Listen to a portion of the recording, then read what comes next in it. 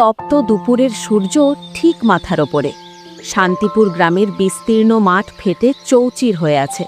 রহিম, করিম আর আরিফ তিনজনই ঘামে ভেজা শরীরে কাজ করে চলেছে। তাদের শরীরের প্রতিটি বিন্দু ঘাম জানান দিচ্ছে দারিদ্র্যের বিরুদ্ধে তাদের দীর্ঘ লড়াইয়ের কথা। কিন্তু এই হাড় ভাঙা খাটুনির পরও তাদের ঘরে নুন আনতে পান্তা ফুরায়। একঘেয়ে জীবনের এই ক্লান্তি আর অভাব নিয়ে আজ তারা খোলা মাঠেই আলোচনায় মেতেছে। একটু জিরিয়ে নি চল সবাই। এই প্রখর রোদে মাটি যেন আগুনের মতো তপ্ত হয়ে আছে। তোরা দেখ, আমরা বছরের পর বছর এই মাঠে নিজেদের রক্ত জল করছি, অথচ দিন শেষে আমাদের থালায় সেই একই আধপেটা ভাত। শরীরের হাড়গুলো এবার বোধহয় জবাব দিয়ে দেবে। আমি বড় ভাই হিসেবে তোদের দিকে তাকাতে পারি না। নিজেদের তো বটেই, ঘরের মানুষদের মুখেও একটু ভালো খাবার তুলে দিতে পারছি না। এভাবে আর কতদিন চলবে? আমাদের কি সারা জীবন এই রোদে পুড়েই মরতে হবে, নাকি মাথা খাটিয়ে অন্য কিছু করার কথা ভাববো? ঠিকই বলেছিস রহিম ভাই, আমার তো আর শরীর চলে না। মাঝে মাঝে মনে হয় সব ছেড়ে দিয়ে কোথাও পালিয়ে যাই। এই যে দিনরাত খাটাখাটনি করি, মাস শেষে মহাজন এসে সব নিয়ে যায়। অভাব যেন আমাদের পিছু ছাড়ছেই না। তুই বলছিস অন্য কিছু ভাবার কথা, কিন্তু আমাদের মতো গরিবের ভাবনায় কি আর পেট ভরে? ভাগ্যে লিখন না গেলে খণ্ডানো যায় না। আমি তো কোনো আশার আলো দেখি না, কেবল দেখি সামনে অন্ধকার আর হাড় ভাঙা পরিশ্রম। আমাদের কপালে মনে হয় সুখ নেই রে ভাই। তোমরা দুজনই হতাশ হচ্ছ, কিন্তু আমার মাথায় অন্য একটা চিন্তা ঘুরছে। আমরা যদি শুধু নিজেদের কপালকে দোষ দিই, তবে কোনোদিনও এগোতে পারবো না। দেখো, আমরা সবাই আলাদা আলাদাভাবে ছোট ছোট জমিতে ঘাম ঝরাচ্ছি। এতে শক্তি নষ্ট হচ্ছে, কিন্তু উৎপাদন বাড়ছে না। আমি পড়াশোনা করে যতটুকু বুঝেছি, একতাই হচ্ছে আসল শক্তি। পাহাড়ের পাশের ওই পড়ে থাকা জমিটা অনেক বড় আর উর্বর।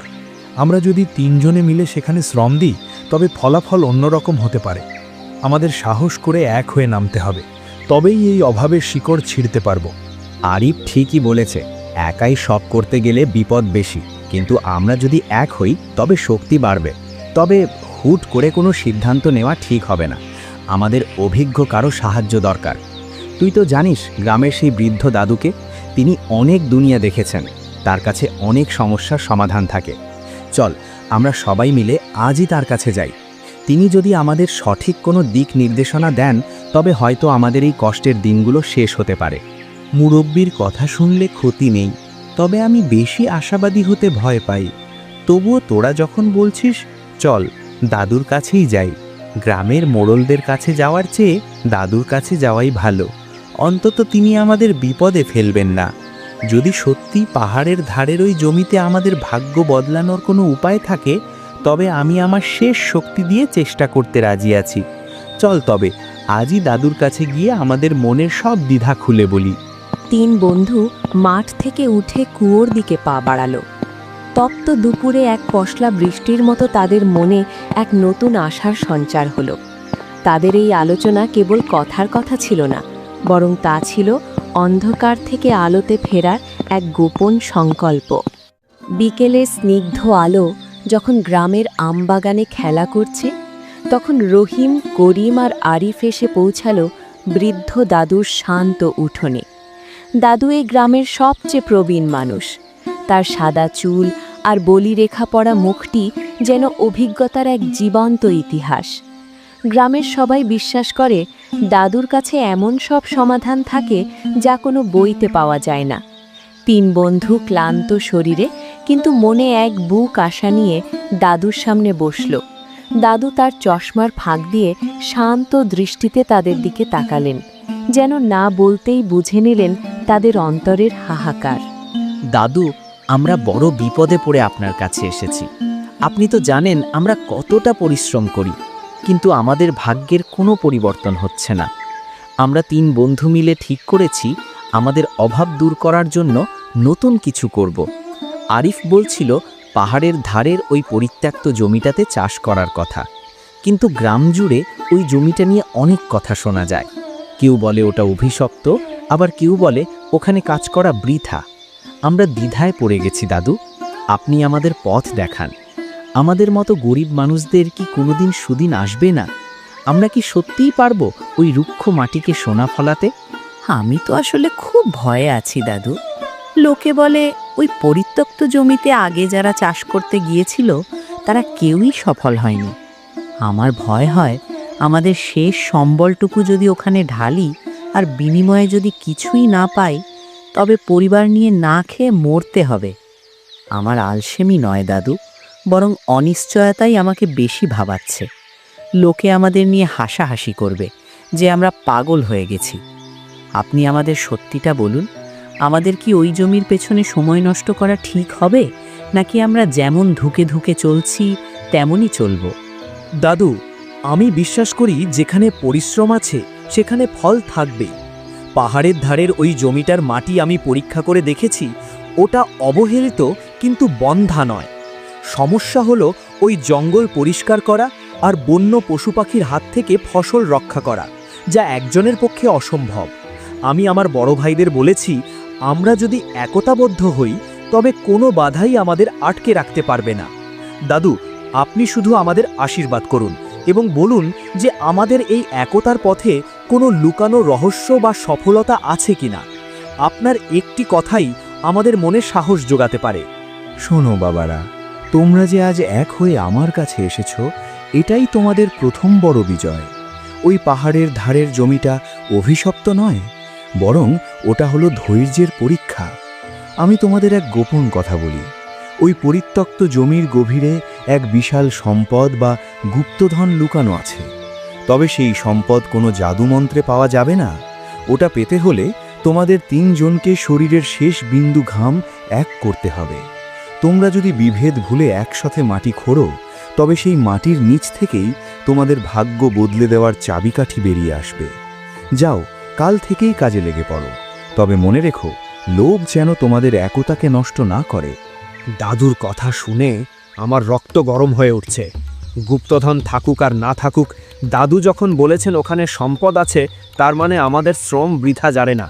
আমি প্রস্তুত যে কোনো বাধা মোকাবিলা করতে। রহিম ভাই, করিম ভাই, তোমরা ভয় পেও না। দাদু আমাদের যে সাহসের মন্ত্র দিলেন, তা নিয়ে আমরা কাল সূর্য ওঠার আগেই মাঠে নেমে পড়ব। আমরা প্রমাণ করে দেব যে এই গ্রামের 3 সাধারণ যুবকও অসাধ্য সাধন করতে পারে। দাদু, আপনার এই অমূল্য পরামর্শ আমরা কোনোদিন ভুলব না। দাদুর রহস্যময় কথাগুলো 3 বন্ধুর কানে মন্ত্রের মতো বাজতে লাগলো। তারা যখন দাদুর বাড়ি থেকে বের হলো, তখন তাদের চোখে আর ক্লান্তির চিহ্ন ছিল না, বরং সেখানে ছিল এক উজ্জ্বল স্বপ্নের ঝিলিক। দাদু আড়ালে মুচকি হাসলেন, কারণ তিনি জানতেন যে শ্রম আর একতাই হলো মানুষের শ্রেষ্ঠ গুপ্তধন। কিন্তু তারা কি পারবে এই কঠিন পথ পাড়ি দিতে? কারণ বনের আড়ালে দাঁড়িয়ে তাদের সব কথা শুনছিল গ্রামের সেই লোভী লোক জব্বার। ভোরের কুয়াশা তখনও পাহাড়ের কোল থেকে সরেনি। ডানা মেলা পাখির কলকাকলিতে চারপাশ মুখরিত। রহিম, করিম আর আরিফ তাদের কাস্তে, কোদাল আর ঝুড়ি নিয়ে পৌঁছে গেল সেই রহস্যময় পরিত্যক্ত জমিতে। বছরের পর বছর মানুষ এই জমির ছায়া মাড়ায়নি বলে এটি এখন এক দুর্ভেদ্য জঙ্গলে পরিণত হয়েছে। কিন্তু 3 বন্ধুর চোখে আজ অন্যরকম তেজ। তারা জানে এই ঝোপঝাড়ের নিচেই লুকিয়ে আছে তাদের ভাগ্য। কিন্তু তারা জানতো না যে লোভী জব্বার অনেকক্ষণ ধরেই আড়াল থেকে তাদের প্রতিটি পদক্ষেপ লক্ষ্য করছে। সবাই কোমর বেঁধে নেমে পড়ো। জঙ্গলটা অনেক বেশি ঘন, কিন্তু আমাদের আজ অনেকটা জায়গা পরিষ্কার করতে হবে। করিম, তুই উত্তর দিক থেকে ঝোপমূলো কাটা শুরু কর, আর আরিফ, তুই কোদাল দিয়ে মাটিটা একটু আলগা করিস। আমি এই বড় বড় আগাছাগুলো উপড়ে ফেলছি।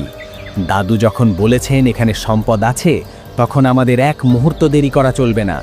রোদ বাড়ার আগেই আমাদের অন্তত অর্ধেকটা কাজ শেষ করতে হবে। মনে রাখিস ভাইরা, আজ আমাদের ঘামই হবে আমাদের সাফল্যের বীজ। উফ, কাজ শুরু করার আগেই আমার হাত পা কাঁপছে রে রহিম ভাই। এই জঙ্গল কাটতে তো সারা মাস লেগে যাবে মনে হচ্ছে। কিন্তু কি আর করা, দাদুর ওই গুপ্তধন কথাটা শোনার পর থেকে আমার আর ঘুম আসছে না।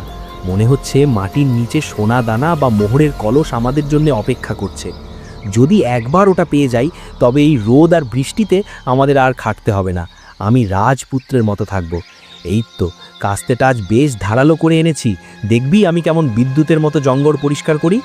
করিম ভাই, তুমি শুধু গুপ্তধনের কথা না ভেবে কাজের দিকে মন দাও। দাদু বলেছেন সম্পদ আছে, কিন্তু সেটা কী রূপের সম্পদ তা আমরা জানি না। আমাদের মূল লক্ষ্য হওয়া উচিত এই জমিটাকে চাষযোগ্য করে তোলা। আর শোনো, কাজ করার সময় সাবধান থেকো, এখানে বিষাক্ত সাপ বা পোকা থাকতে পারে। আমরা যেন একে অপরের থেকে দূরে না যাই, আমাদের এক হয়ে লড়তে হবে। আজ এই রুক্ষ মাটির ওপর আমাদের পরিশ্রমের প্রথম আঁচড় পড়বে। এটাই আমাদের জীবনের সবচেয়ে বড় পরীক্ষা। আরে বাহ, তোমরা তো দেখছি এখানে পুরো যুদ্ধ শুরু করে দিয়েছো। তা হঠাৎ এই পোড়ো জমিতে কি মনে করে? এই জমি তো গ্রামের লোকরা ভুলেও মারায় না। নিশ্চয়ই বৃদ্ধ দাদুর কাছ থেকে কোনো গোপন খবর পেয়েছো তোমরা, তাই না? আমি অনেকক্ষণ ধরে আড়ালে দাঁড়িয়ে তোমাদের কথা শুনছিলাম। আমার মনে হয় তোমাদের এই কাজে আরেকজন শক্ত হাতের দরকার। আমি ভাবলাম শুধু শুধু তোমরা কষ্ট করবে কেন, আমিও না হয় তোমাদের সাথে হাত লাগাই। কি বলো, আমাকেও কি তোমাদের দলে নেবে? জব্বার ভাই, আপনি এখানে? আমাদের তো পাহাড়ের দিকে আসার কথা ছিল না আপনার। দেখুন, আমরা 3 ভাই মিলে এক হয়ে এই জমিটা ঠিক করার চেষ্টা করছি। এখানে অনেক কষ্ট আর ঘামের ব্যাপার আছে। আপনি তো আরামপ্রিয় মানুষ, এই রোদ আর জঙ্গলের মধ্যে পারবেন কেন? আমরা নিজেরাই কাজটা করে নিতে পারবো বলে বিশ্বাস করি। আপনি বরং আপনার নিজের কাজেই মন দিন। আমাদের এই ছোট চেষ্টায় আপনার কষ্ট করার দরকার নেই। আরে রহিম, তুমি আমাকে পর ভাবছো কেন? আমি তো তোমাদের ভালোর জন্যই বলছি। আমি জানি এই জমির মাটির নিচে কি থাকতে পারে। তোমরা 3 জন ছোট মানুষ, একা অত ভারী কিছু কি আর সামলাতে পারবে? আমি সাথে থাকলে পাহারা দিতে সুবিধে হবে, কারো নজরে পড়বে না। আমি তোমাদের পরিশ্রমের ভাগ চাই না, শুধু বড় ভাই হিসেবে তোমাদের সাথে থাকতে চাই। আমার মন বলছে এখানে বড় কোনো ব্যাপার আছে। আমাকে সাথে রাখলে তোমাদেরই লাভ হবে, বিশ্বাস করো। জব্বারের মুখে মেকি হাসি ছিল, কিন্তু তার চোখগুলো লোভে চকচক করছিল। রহিম এবং আরেফ দুজনেই বুঝতে পারছিল যে জব্বার ভালো কোনো উদ্দেশ্য নিয়ে আসেনি। সে এসেছে শুধুমাত্র সেই সম্পদের লোভে, কিন্তু তাকে সরাসরি তাড়িয়ে দেওয়াও সম্ভব ছিল না। অনিচ্ছা সত্ত্বেও তারা জব্বারকে সাথে নিয়ে কাজ শুরু করল। একদিকে পরিশ্রমের তীব্রতা, অন্যদিকে জব্বারের সন্দেহভাজন গতিবিধি, সব মিলিয়ে পরিত্যক্ত জমিটার পরিবেশটা যেন এক রহস্যময় নাটকের মঞ্চে পরিণত হল। টানা কয়েকদিনের অমানসিক পরিশ্রমে জঙ্গল এখন অনেকটা সাফ হয়ে এসেছে। রহিমের হাত ফেটে রক্ত জমিছে, করিমের শরীর ব্যথায় নীল, আর আরিফ ক্লান্তি ভুলে মাটির গভীরে কি আছে তা দেখার নেশায় মগ্ন। তাদের সাথে সমান তালে কাজ করছে জব্বার, তবে তার নজর মাটির দিকে নয়, বরং কোথাও কোনো সোনার চমক দেখা যায় কিনা সেদিকে। হঠাৎ আরিফের কোদাল এক শক্ত কিছুতে ধাক্কা খেল। একটা ধাতব শব্দে পুরো মাঠ নিস্তব্ধ হয়ে গেল। সবার হৃৎপিণ্ড যেন এক মুহূর্তের জন্য থমকে দাঁড়ালো। রহিম ভাই, করিম ভাই, জলদি এসো, দেখো আমার কোদাল কিসে যেন ঠেকেছে। মাটির অনেক গভীরে কিছু একটা আছে। শব্দটা শুনে মনে হলো কোনো পুরনো মাটির পাত্র বা ধাতব কলস। দাদুর কথা কি তবে সত্যিই ফলে গেল? আমি তো হাত দিয়ে মাটি সরাতেই পারছি না, শক্ত হয়ে লেগে আছে। তোমরা দুজন একটু সাহায্য করো, সাবধানে সরাতে হবে, যাতে ভেতরের জিনিসটার কোনো ক্ষতি না হয়। আমার হাত কাঁপছে ভাইরা। উড়ন্ত পায়ে গর্তের কাছে এসে, সরে দাঁড়া আরিফ, আমি দেখছি। আমার মনে হয় এটাই সেই মোহরের কলস। ইস, কত দিন এই দিনটার জন্য অপেক্ষা করেছি। রহিম ভাই, তাড়াতাড়ি হাত লাগাও। জব্বার ভাই, আপনি ওদিকে তাকিয়ে কি দেখছেন? এদিকে আসুন। যদি সোনাদানা হয় তবে আজ থেকে আমাদের আর পেছনে ফিরে তাকাতে হবে না। এই তো দেখা যাচ্ছি লালচে রঙের একটা পুরনো মাটির কলস। সাবধানে তোলো, একদম সাবধানে। আরে, আমি তো আগেই জানতাম এখানে কিছু আছে। দাঁড়াও দাঁড়াও, তোমরা ছোট মানুষ, আমি তুলে আনছি। দেখছো কলসটার মুখটা কেমন কাপড়ে বাঁধা? নিশ্চয়ই ভেতরে হীরা জহরত ভর্তি। এই সম্পদ একা কারো নয়, আমরা সবাই সমানভাবে ভাগ করে নেব। উফ, ভারী তো কম নয়। এই এক কলস সোনা যদি পাই তবে পুরো গ্রাম আমি কিনে নেব। তাড়াতাড়ি মুখটা খোলো রহিম, আমার আর সহ্য হচ্ছে না। কলসিটি ওপরে তুলে ধরে গম্ভীরভাবে, আস্তে জব্বার ভাই, হুড়োহুড়ি করবেন না। দাদু বলেছিলেন সম্পদ আছে, কিন্তু লোভ করতে বারণ করেছিলেন। আরিফ, তুই তো এটা প্রথম দেখেছিস, তুই এটার বাঁধন খোল। আমাদের সবার ভাগ্য আজ এই মাটির পাত্রের ভেতরে বন্দি। তবে একটা কথা মনে রেখো, ভেতরে যাই থাকুক, আমরা যেন আমাদের একতা আর সততা ভুলে না যাই। দাদুর আশীর্বাদ ছাড়া আমরা এখানে পৌঁছতে পারতাম না। ধীরে ধীরে কাপড়ের বাঁধন খোলে এবং ভেতরে হাত দেয়। তারপর বিষণ্ণ মুখে এক মুঠো জিনিস বের করে আনে। এটা কি? সোনা কোথায়? মোহর কোথায়? এ তো দেখছি শুধু শুকনো সবজির বীজ আর এক টুকরো পুরনো কাগজ। রহিম ভাই, করিম ভাই, ভেতরে কোনো সোনাদানা নেই।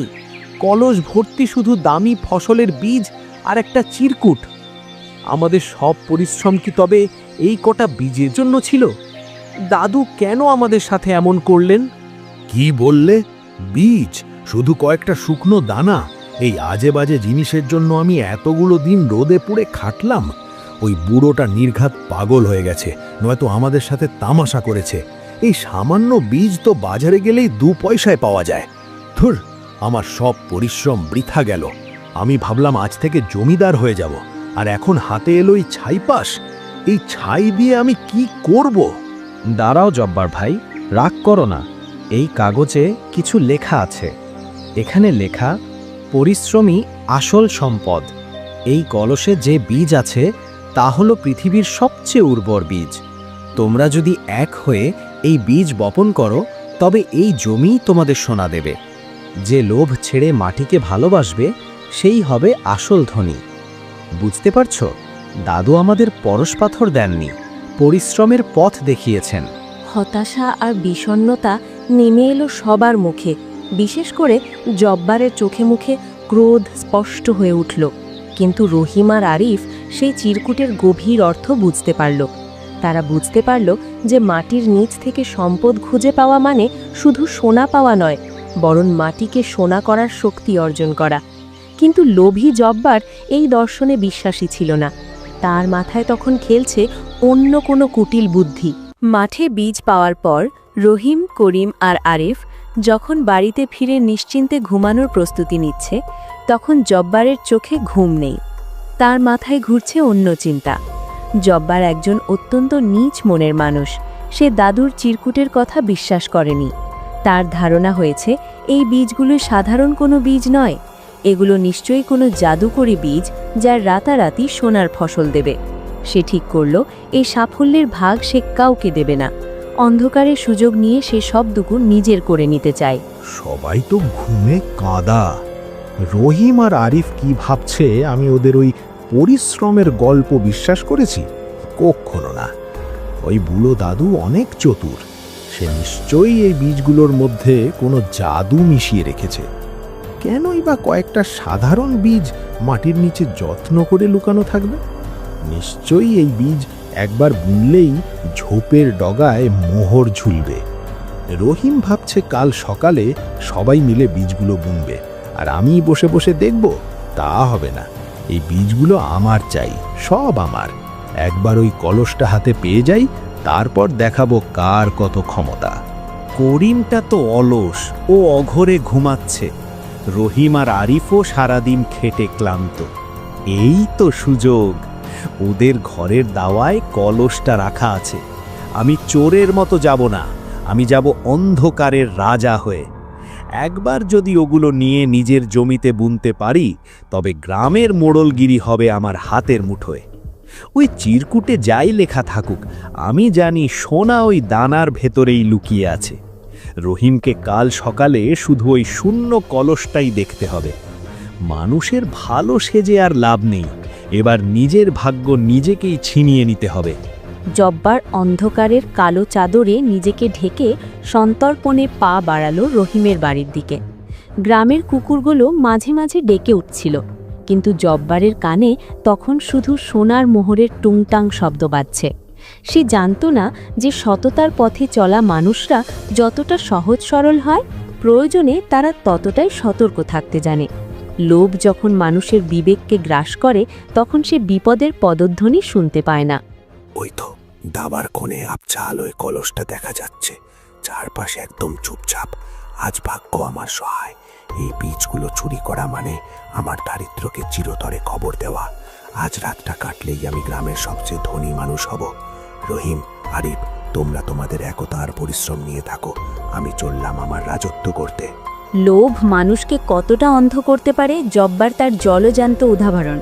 সে পা টিপে টিপে সিঁড়ি বেয়ে দামায় উঠতে লাগলো, কিন্তু সে জানতো না যে রহিমের ঘরের ভেতরে তখনও একটি হারিকেন টিম টিম করে জ্বলছে এবং পাহারা দেওয়ার জন্য কেউ একজন সজাগ আছে।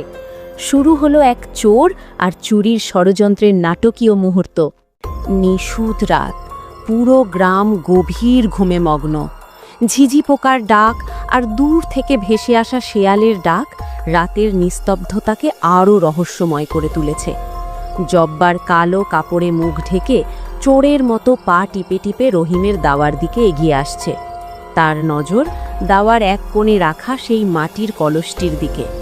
জব্বার ভাবছে সবাই ঘুমে বিভোর, কিন্তু সে জানে না যে বুদ্ধিমান আরিফ আগে থেকেই আজ করতে পেরেছিল জব্বারের মনের কুটিলতা, তাই তারা এক অভিনব ফাঁদ পেতে রেখেছে। সবাই কেমন মরা কান্না ঘুমাচ্ছে, এই তো সুযোগ। ওই তো কলসটা, অন্ধকারেও ওটা কেমন চিকচিক করছে আমার চোখে। আজ এই বীজগুলো নিয়ে গেলে কাল সকালেই আমি অন্য মানুষ। রহিম আর আরিফ ঘুম থেকে উঠে দেখবে তাদের কপাল পুড়েছে। ভাগ্য সবার সহায় হয় না রে ভাই, যার হিম্মত আছে সেই পায়। আর মাত্র কয়েক হাত। উফ, বুকটা কেমন ধড়ফড় করছে, কিন্তু না, ভয় পেলে চলবে না। রাজত্ব পেতে হলে একটু ঝুঁকি নিতেই হয়। দাঁড়াও জব্বার ভাই, আর এক পাও এগোবে না। আমরা জানতাম তুমি আসবে। তোমার চোখের ওই লোভ মাঠেই আমরা বুঝে ফেলেছিলাম। দাদু বলেছিলেন না যে লোভ আমাদের একতা নষ্ট করতে পারে? আমরা তো তোমাকে বন্ধু ভেবে সাথে নিয়েছিলাম, কিন্তু তুমি আমাদেরই সম্পদ চুরি করতে এলে। এই কি তোমার বড় ভাইয়ের পরিচয়? জব্বার ভাই, আমি বিশ্বাস করতে পারছি না যে তুমি এমন একটা কাজ করতে পারলে। আমরা 4 জন মিলে এই গ্রামে একটা নতুন ইতিহাস লিখতে পারতাম, কিন্তু তুমি চাইলে আমাদের সব স্বপ্ন চুরি করে নিতে। এই কলসিতে কোনো জাদুকরি সোনা নেই, আছে আমাদের আগামী দিনের রক্ত জল করা পরিশ্রমের আশা। তুমি সেই আশাটাকেই গলা টিপে মারতে চেয়েছিলে। কেন করলে এমনটা? তোর কত বড় সাহস জব্বার! আমরা দিনে হাড় ভাঙা খাটুনি খাটলাম, আর তুই রাতে এসে চোর সেজেছিস। আমার তো ইচ্ছে করছে এই লাঠি দিয়ে তোকে উচিত শিক্ষা দিই। সারা জীবন অলসতা আর পরের ধনে পোদ্দারি করেছিস, আজ হাতে নাতে ধরা পড়েছিস। গ্রামে বিচার হবে তোর, সবাই জানবে তুই কত বড় বিশ্বাসঘাতক। আমাকে মাফ করে দাও রহিম, আমি ভুল করে ফেলেছি। ওই বীজগুলোর কথা ভেবে আমার মাথা ঠিক ছিল না। আমি ভেবেছিলাম ওগুলো কোনো জাদুর বীজ যা আমাকে এক রাতে ধনী করে দেবে। আমার লোভ আমাকে অন্ধ করে দিয়েছিল। আমি তোমাদের যোগ্য সাথী হতে পারিনি। আমাকে ছেড়ে দাও, আমি আর কোনোদিন তোমাদের সামনে মুখ দেখাবো না। আমি লজ্জিত, বড় লজ্জিত। ছেড়ে দেওয়া বা শাস্তি দেওয়ার মালিক আমরা নই। কাল সকালে গ্রামের মানুষের সামনে আর দাদুর সামনে তোমার বিচার হবে। তুমি শুধু আমাদের বীজ চুরি করতে আসোনি, তুমি আমাদের বিশ্বাস চুরি করেছো। এখন চুপচাপ এখানে বসে থাকো, পালানোর চেষ্টা করো না। তোমার মতো মানুষের জন্যই আজ আমাদের গ্রামটা এত পিছিয়ে। জব্বার ধরা পড়ে মাটিতে বসে পড়ল। তার সব পরিকল্পনা ধুলোয় মিশে গেল। রহিম আর আরিফের দূরদর্শিতা তাদের পরিশ্রমের ফসলকে রক্ষা করল। রাতটা কাটলেই শুরু হবে এক নতুন বিচার, আর সেই বিচারে লুকিয়ে আছে এক বড় শিক্ষা। সকালের সূর্য ওঠার সাথে সাথেই খবরটি গ্রামের রাষ্ট্র হয়ে গেল। সবাই অবাক যে গ্রামেরই লোক সময় বয়ে গেছে তার আপন গতিতে। যে পাহাড়ের ধারের জমিটা একসময় কাঁটাঝোপ আর জঙ্গলে ভরা ছিল, আজ সেখানে তাকালে চোখ জুড়িয়ে যায়। মাইলের পর মাইল জুড়ে দুলছে সোনালি ধান আর বাহারি সব সবজির বাগান। পুরো গ্রাম এখন এই খামারের দিকে অবাক বিস্ময়ে তাকিয়ে থাকে। রহিম, করিম, আরিফ আর জব্বার এই 4 জন এখন আর আগের মতো অভাবী কৃষক নয়, তারা এখন সফল উদ্যোক্তা। আর এই সাফল্যের পেছনে ছায়া হয়ে দাঁড়িয়েছিলেন সেই বৃদ্ধ দাদু। আজ পুরো গ্রাম এই খামারের প্রথম ফসল কাটার উৎসবে মেতেছে। তোমরা কি দেখতে পাচ্ছ ভাইরা? এই সেই জমি যেখানে আমরা কয়েক মাস আগে ঘাম ঝরানো শুরু করেছিলাম। আজ এই মাটির বুক চিরে যে ফসল বেরিয়ে এসেছে, তা কেবল আমাদের পেট ভরবে না, আমাদের সম্মানও ফিরিয়ে দিয়েছে। দাদু ঠিকই বলেছিলেন, আসল সম্পদ ছিল আমাদের হাতের মুঠোয়, শুধু সেটাকে চিনে নিতে একটু সময় লেগেছে। আজ আমি গর্বিত যে আমরা কেউ আলাদা হয়ে যাইনি, বরং 5 জন মিলে এক হয়ে এই অসাধ্য সাধন করেছি। রহিম ভাই, আমার তো এখনো বিশ্বাস হচ্ছে না যে এই জমিটা আমাদের। আগে তো রোদে পুড়লে শুধু ক্লান্তি আসতো, আর এখন এই ফসলগুলোর দিকে তাকালে সব ক্লান্তি উবে যায়। আমি এখন বুঝি অলস হয়ে বসে থাকার চেয়ে এক হয়ে কাজ করার মধ্যে কি আনন্দ। আর দেখ জব্বার ভাই কেমন পালোয়ানের মতো কাজ করছে। জব্বার ভাই ছাড়া তো এই বাগান সামলানোই কঠিন হতো। করিম, আমাকে আর লজ্জা দিস না রে ভাই। আজ আমার জীবনের সবচেয়ে সুখের দিন। আগে ভাবতাম অন্যেরটা চুরি করলে বড় হওয়া যায়, কিন্তু আজ নিজের ঘামে ফলানো এই একটা ফসল হাতে নিয়ে যে শান্তি পাচ্ছি, তা 7 রাজার ধন পেলেও হতো না। রহিম আর আরিফ আমাকে ক্ষমা না করলে আজ আমি হয়তো কোনো জেলখানায় পৌঁছতাম। তোরাই আমাকে নতুন জন্ম দিয়েছিস। পরিশ্রমের এই স্বাদ যে কত মিষ্টি তা আমি আগে জানতামই না। দেখুন সবাই, দাদু আসছেন। দাদু, আপনার সেই মাটির কলসের রহস্য আজ আমরা পুরোপুরি বুঝতে পেরেছি। ওই বীজগুলো সাধারণ ছিল না, ওগুলো ছিল আমাদের বিশ্বাসের বীজ। আপনি যদি সেদিন আমাদের গুপ্তধনের কথা না বলতেন, তবে হয়তো আমরা কোনোদিন এই অসাধ্য সাধন করার সাহসই পেতাম না। আপনার দেখানো পথেই আজ আমাদের অভাব দূর হয়েছে এবং আমরা এক হয়ে থাকতে শিখেছি। তোমাদের এই হাসিমুখগুলো দেখাই ছিল আমার আসল উদ্দেশ্য। শোনো বাবারা, এই পৃথিবীটা একটা বিশাল মাঠ। এখানে যে শ্রমের বীজ বপন করে আর একতার জল দেয়, সাফল্য তার পদচুম্বন করবেই। তোমরা আজ শুধু ফসল ফলাওনি, তোমরা গ্রামের মানুষের কাছে একতার এক জীবন্ত উদাহরণ হয়ে দাঁড়িয়েছ।